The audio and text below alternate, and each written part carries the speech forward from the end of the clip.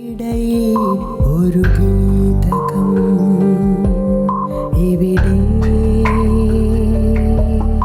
എന്ന് നമ്മൾ വിളിക്കുന്നത് എന്തിനെയാണ്? എവിടെ വച്ചാണ് അദൃശ്യകരങ്ങളാൽ അത് നമ്മെ ചുറ്റി വരിയുന്നത്? സന്തോഷത്തിൻ്റെയും സമൃദ്ധിയുടെയും മേൽ ഒരു കരിമ്പണം പോലെ ദുരന്തം വീണ ജീവിതം. അതാണ് പ്രഭയുടേത്. അമ്പരന്നു പോകും ഈ ജീവിതം കണ്ടാൽ. വിധിയുടെ വിളയാട്ടത്തിൽ തകർന്നുപോയൊരു ജീവിതം. സൗന്ദര്യവും വിദ്യാഭ്യാസവും കൊണ്ട് അനുഗ്രഹിക്കപ്പെട്ടവൾ.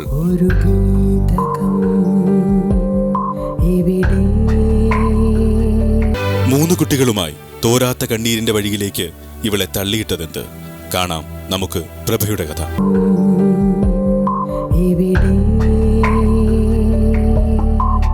ഭരണകാലത്ത് നിന്നാണോ വരുന്നത്? അതെ. അവിടെയാണ് ഇപ്പൊ താമസം? ഇടമറ്റം. എവിടെയാ? ഇടമറ്റം. ആരെ കൊണ്ട് വീട്ടില്? വീട്ടില് അമ്മയും ആങ്ങളെയും അനിയത്തിയും. എൻ്റെ സ്വന്തം വീട്ടില്. ഞാനിപ്പോൾ എൻ്റെ മക്കളെയും കൊണ്ട് തന്നെയാണ് താമസിക്കുന്നത്. എത്ര മക്കള്? 3 പേര്. കല്യാണം കഴിഞ്ഞിട്ട് 21 വർഷമായി. മൂത്ത മോക്ക് 20 വയസ്സ്. 20 വയസ്സ്. ഭർത്താവ് എന്ത് ചെയ്യുന്നു? ഭർത്താവ് ബിസിനസ് ആയിരുന്നു, ഇപ്പോഴും അതെ. സ്ഥലം വണ്ടിയൊക്കെ ബിസിനസ് ചെയ്യും.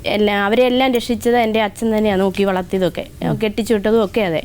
അപ്പോൾ എൻ്റെ അച്ഛന് എൻ്റെ അച്ഛനോട് നല്ല സ്നേഹമാണ്. കണ്ടത് അവരൊന്നും പേടിച്ചിട്ട് മിണ്ടുകയില്ലായിരുന്നു. റബ്ബർ വെട്ടുന്നിടത്താണ് വെട്ടിയത്. അച്ഛൻ്റെ വീതത്തിലിട്ട് കൊന്നിട്ട് വെട്ടിയിട്ട് ഈ വലതുകാല് മുറിഞ്ഞ് വേറെ പോയി.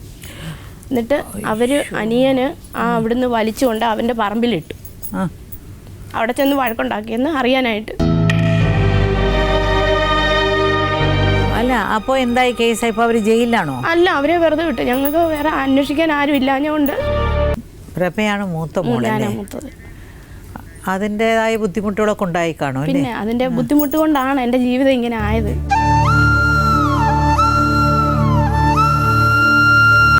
ജീവിത രീതി ഒന്നും അല്ല അവരുടേത്. അപ്പോൾ അത് കാരണം വീട്ടിലാരും സമ്മതിച്ചില്ല. അമ്മയുടെ അച്ഛനും സമ്മതിച്ചില്ല. എന്താ നിങ്ങളുടെ ഒക്കെ ഒരു സ്വന്തത്തിലുള്ള ആളല്ലേ? എന്തുകൊണ്ട് സമ്മതിച്ചില്ല? വേറെ കല്യാണം ഉണ്ടായിരുന്നോ? ഇല്ല, വേറെ കല്യാണം ഇല്ലായിരുന്നു. സ്വഭാവം ഒന്നും അത്ര നല്ലതല്ലെന്നൊക്കെ ആൾക്കാർ പറയുന്നുണ്ട്. നമുക്ക് അറിയത്തില്ല. അപ്പോൾ അതൊന്നും നേരിട്ടൊന്നും അറിയത്തില്ല. അതുകൊണ്ടേ അവരുടെ കൂടെ വിടരുത്. അവർ പെങ്ങന്മാരെ കെട്ടിച്ചു വിട്ടിരിക്കുന്ന എൻ്റെ വീടിൻ്റെ അടുത്താണ്.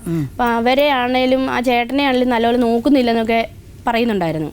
എൻ്റെ കൊച്ചിന് 4 വയസ്സുള്ളപ്പം, എൻ്റെ മൂത്ത കൊച്ചിന്, എനിക്ക് ഹാർട്ടിനൊരു ചെറിയൊരു പ്രശ്നം ഉണ്ടായിരുന്നു, ഒരു കംപ്ലൈൻറ്റ്.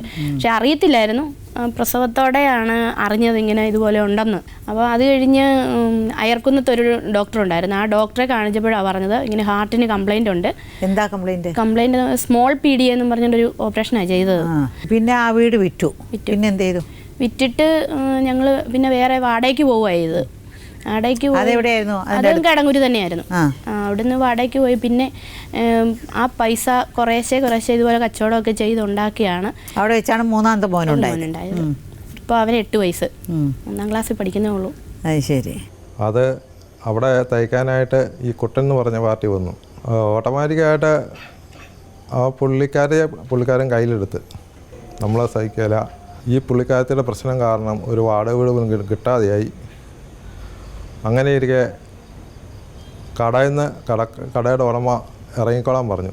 ചോദിച്ചപ്പോൾ പറഞ്ഞു അങ്ങനെ ഒരു സംഭവമേ ഇല്ല. അല്ല, ആ സത്യനോട് എന്താ മറുപടി? ഞാൻ പറഞ്ഞു അങ്ങനെ ഉണ്ടെങ്കിൽ ആരെങ്കിലും പറഞ്ഞ് ഞാൻ അറിയേണ്ടതല്ലേ എന്ന് ചോദിച്ചു. അപ്പോൾ എന്നോട് പറഞ്ഞു, ചേച്ചി ഇനി പുറത്തിറങ്ങുന്നില്ലല്ലോ, വീട്ടിൽ തന്നെ ഇരിക്കുമല്ലേ, അപ്പോൾ പിന്നെ എങ്ങനെയാണ് കാര്യങ്ങൾ അറിയുന്നതെന്ന് ചോദിച്ചു. കടയിൽ കയറുന്ന ഭർത്താവ് മുറുക്കാങ്കട വെച്ചോണ്ട് നിൽക്കുകയല്ലേ അവിടെ? ആ പുള്ളി അങ്ങോട്ടും ഇങ്ങോട്ടും ഒക്കെ മാറുമല്ലോ. അയാളെന്താ മുറുക്കാങ്കട വെച്ചോണ്ട് അങ്ങോട്ടും ഇങ്ങോട്ടും? ആ പുള്ളി അങ്ങോട്ടും ഇങ്ങോട്ടും ഇച്ചിരി കുടിക്കുന്ന ആളാ ആ പുള്ളി. നിനക്ക് ഫോണിൻ്റെ ആവശ്യമില്ല, അങ്ങനെ ഫോൺ എന്തെങ്കിലും വേണമെന്നുണ്ടെങ്കിൽ അടുത്തുള്ള വീട്ടിൽ നിന്ന് വിളിച്ചാൽ മതി എന്ന് പറയും. അപ്പോൾ അങ്ങനെ തരുവേല ഫോൺ. ഒരെണ്ണം എളിയിലും വെക്കും, ഒരെണ്ണം പോക്കറ്റിലും ഇടും. അപ്പോൾ ആ പോക്കറ്റിലുള്ള ഫോണേ ഉള്ളൂ നമുക്കറിയത്തുള്ളൂ നമ്പർ. അത് കഴിഞ്ഞ് നമുക്കറിയത്തില്ല ഇതിങ്ങനെ ദിവസവും ഇതിങ്ങനെ കൂടി വരുന്നേ ഉള്ളൂ. അപ്പോൾ ദിവസം വന്ന് ഫോട്ടോ കൊടുക്കാനായിട്ടും അതിനൊക്കെ പോയോണ്ടിരിക്കുകയാണ് ഈ പുള്ളി. എപ്പോഴും റോഡിൽ ആണുങ്ങളെ റോഡിൽ പോകും. ഭർത്താവിൻ്റെ കൂടെയാണോ താമസിച്ചുകൊണ്ടിരിക്കുന്നത്? എൻ്റെ ഭർത്താവിന് അന്ന് മണലോട്ടമുണ്ട്. അപ്പം 4 ലോറി ഉണ്ടായിരുന്നു.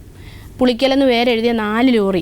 ഈ 4 ലോറിയും രാത്രിയിൽ കള്ളമണലടിക്കാൻ പോവുകയല്ലേ, അങ്ങനെ മണലോട്ടത്തിന് പോവും. ഇഷ്ടം പോലെ പൈസയും ഉണ്ടാക്കിയതാ. ആ പോകുന്ന പോക്ക് ഇത് ഇവളുടെ വീട്ടിലോട്ടായിരുന്നു പോകുന്നത്. അങ്ങനെ കടവായി. വണ്ടി ഓട്ടിക്കുന്ന വേറെ ഡ്രൈവർ ആയിരുന്നു? അല്ല, രാത്രി പോകുന്ന ഈ പുള്ളിയായിരുന്നു. പുള്ളി തന്നെ പോകുമായിരുന്നു. രാത്രി മുഴുവൻ ഇവളുടെ വീട്ടിലല്ലേ? പിന്നെ വീട്ടിലായിരുന്നു. അങ്ങനെ ആയി കഴിഞ്ഞപ്പോഴത്തേനും ഇത് പറയാൻ തുടങ്ങിയ ആൾക്കാരെല്ലാം ഇങ്ങനെ പറഞ്ഞു, ചേച്ചി കുട്ടൻചേട്ടൻ എന്നാ ഇന്നലെ ഓട്ടത്തിന് വരാത്തേന്ന് ചോദിക്കും. അപ്പോൾ ഞാൻ പറഞ്ഞു, നീ കാര്യം അറിയാതെ അല്ലേ പറയുന്നേ എന്ന് ചോദിച്ചു. ഞങ്ങൾ തമ്മിൽ അങ്ങും പറഞ്ഞ് വഴക്കായി. ഒക്കെ എനിക്ക് എന്നെ അടിച്ചവന്. അടിച്ചു കഴിഞ്ഞപ്പോൾ ഞാൻ പറഞ്ഞു, നിനക്കറിയാവോ കാര്യം എന്നാന്ന്? കാര്യം അറിഞ്ഞിട്ടാണോ നീ എന്നെ തല്ലിയെന്ന് ചോദിച്ചു. അപ്പോഴത്തേനും ചോദിച്ചു, എന്നെ അടി കാര്യമെന്ന് ചോദിച്ചു. അപ്പോൾ ഞാൻ പറഞ്ഞു, ഇന്നതാ കാര്യം. അപ്പം ഞങ്ങളുടെ സ്വന്തക്കാരുണ്ട് അവിടെ താമസിക്കുന്ന തെക്കാട്ടെന്നും പറഞ്ഞ് അവരോടിങ്ങനെ ചോദിച്ചു കഴിഞ്ഞപ്പോഴത്തേനും പറഞ്ഞു, ചേച്ചിയുടെ കയ്യിലെടാ ഒരു തെറ്റുമില്ല, ഇങ്ങനെ കുട്ടൻചേട്ടനാണ് ഇങ്ങനെ പോകുന്നത്.